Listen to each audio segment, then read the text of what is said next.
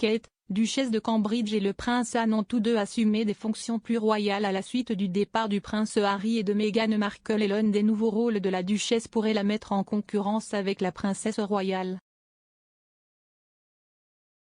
La duchesse de Cambridge s'est engagée à être à l'avant-plan lors des matchs d'Angleterre après avoir été nommée nouvelle marraine royale de la Rugby Football League et de la Rugby Football Union.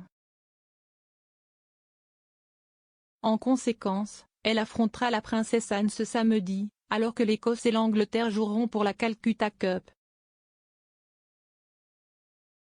Cela survient alors que la famille royale attend de voir qui recevra les rôles et les parrainages de Harry et Meghan qui ont été dépouillés pendant le mégoï.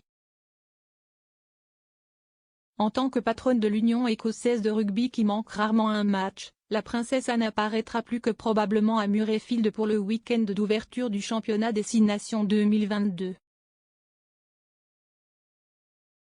Pendant la pandémie de coronavirus, elle a été photographiée en train d'encourager les Écossais contre l'Angleterre depuis son domicile à Gatcombe Park, dans le Gloucestershire, et a même voyagé à l'étranger pour soutenir son équipe préférée. Parce qu'elle est née royale, la princesse Anne pourrait théoriquement demander à Kate de lui faire la révérence, car être royale de naissance l'emporte sur le mariage dans la famille. Le nouveau rôle de Kate pourrait également être la source de friction dans la maison de Cambridge, car son mari William est le patron du rugby gallois et l'Angleterre doit affronter le pays de Galles à Twickenham le 26 février.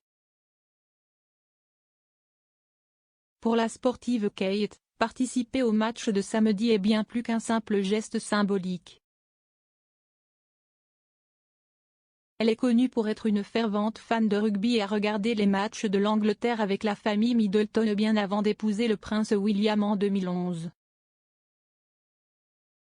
La façon dont la duchesse s'est entendue avec la princesse Anne, notoirement glaciale lors de leur première rencontre, n'est pas largement connue. Cependant, ils ont été photographiés en train de s'embrasser à Ascot, de rire ensemble sur le balcon du palais de Buckingham et d'encourager les athlètes aux Jeux Olympiques de 2012 à Londres. Les observateurs royaux aux yeux d'aigle ont cependant remarqué quelques moments de prétendue tension. Kate aurait donné à Anne l'œil de côté lors d'une réunion de course, et Anne connue a fait des commentaires sur les jeunes membres de la famille royale essayant de réinventer la roue.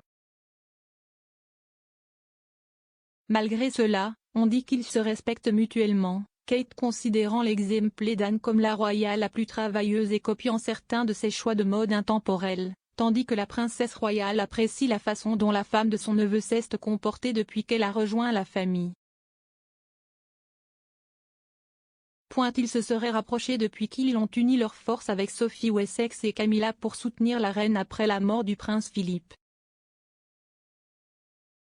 Bien que la compétition de rugby puisse tester la relation, Kate aura quelques alliés solides dans le camp d'Anne puisque son gendre Mike Tindall faisait partie de l'équipe d'Angleterre qui a remporté la Coupe du Monde 2003 et a joué pour Gloucester pendant 9 ans.